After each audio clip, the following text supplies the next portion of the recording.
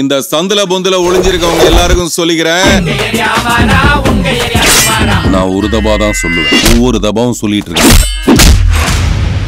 Hello my dear TV for you viewers, மீண்டும் ஒரு வீடியோவில் உங்களை பார்க்குறது ரொம்ப ஹாப்பியாக ஃபீல் பண்ணுறேன். இந்த வாரம் வந்து ஏகப்பட்ட படங்கள் வந்து ரிலீஸு. சினிமா ரசிகர்களுக்கு ஒரு மிகப்பெரிய படையல் காத்திருக்கு அப்படின்னு தான் சொல்லணும். ரொம்ப நாளாக வெயிட் பண்ணியிருந்த நட்பே துணை, குப்பத்து ராஜா அண்ட் உரியடி 2, இது எல்லாத்துக்கும் மேலே நம்ம டிசியோட ஷசாம், இந்த மாதிரியான ஏகப்பட்ட படங்கள் வந்து ரிலீஸ் ஆகுது. ஆனால் நட்பே துணை ஒரு நாள் முன்னாடியே வருது, April 4th அன்றைக்கே ரிலீஸ் ஆகுது.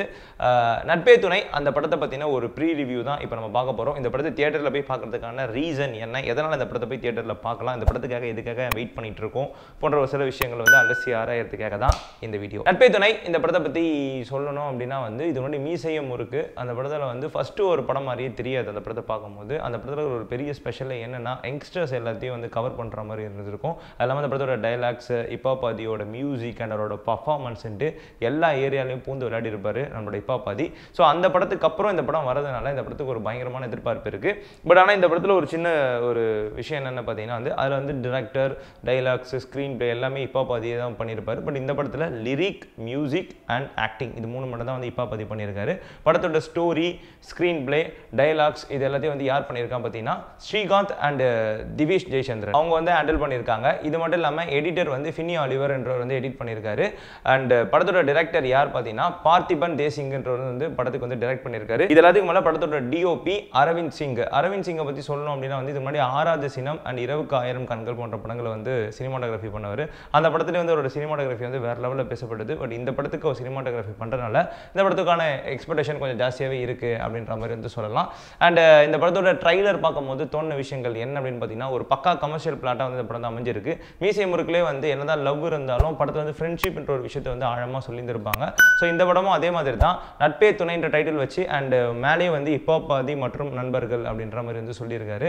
அண்ட் படத்தில் வந்து ஃப்ரெண்ட்ஷிப்ன்றது ஒரு முக்கிய பாண்டிங்காக இருக்கும். அது தாண்டி படத்தில் வந்து லவ் இருக்குது அண்ட் படத்தில் வந்து ஆக்ஷன் சீக்வன்ஸ் அண்ட் ஒரு ஸ்போர்ட்ஸ் அண்ட் அரசியல் போன்ற எல்லா விஷயத்தையும் கலந்து ஒரு பக்கா என்டர்டைன்மெண்ட் மூவியாக வந்து இந்த படத்தை வந்து இப்பாபாதி அண்ட் அவர் நண்பர்கள் வந்து கொடுக்க பிளான் பண்ணியிருக்காங்க.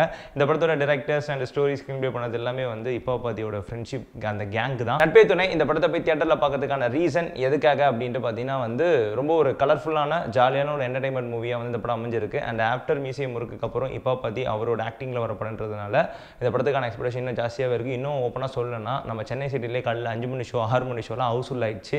அந்தளவு ஒரு எக்ஸ்பெக்டேஷன் இருக்கிற மூவி அப்படின்னு சொல்லலாம். மற்ற படங்கள் 5ஆம் தேதி ரிலீஸ் ஆகிறதுனால 4ஆம் தேதி அன்றைக்கி ஃபுல்லாக வந்து எல்லா தியேட்டர்லையும் நட்பே துணை ஹவுஸ்ஃபுல் ஷோஸாக போகிறதுக்கு நிறைய சான்சஸ் இருக்குது.